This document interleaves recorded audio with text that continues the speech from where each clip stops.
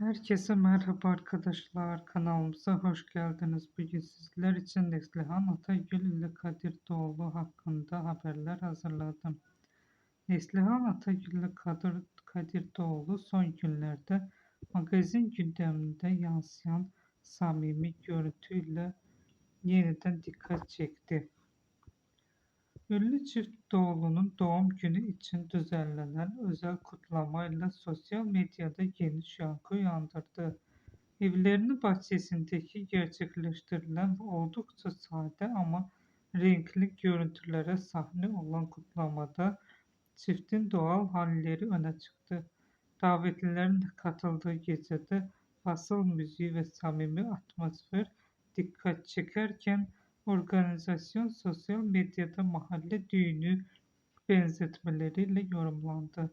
Gecenin en çok konuşulan anı ise Kadir Doğulu'nun yaptığı açıklama oldu. Ünlü oyuncu konuşmasında dikkat çeken ifadeler kullanırken eşi Neslihan Atagül'ün bu sözlerle kahkahalarla karşılık verdiği görüldü. Çiftin eğlenceli ve içten halleri kısa sürede gündem olurken paylaşılan görüntüler hayranları tarafından yoğun ilgi gördü. Uzun süredir ilişkilerini göz önünde yaşamamayı tercih eden Neslihan Atagül ve Kadir Doğulu'nun bu samimi anları çiftin arasındaki bağın güçlü olduğu şekilde devam ettiğini bir kez daha ortaya koydu. 2016 yılında evlenen ve yıllardır birlikteliklerini sürdüren çift magazin dünyasında hala en dikkat çeken ilişkilerden biri olarak gösteriliyor.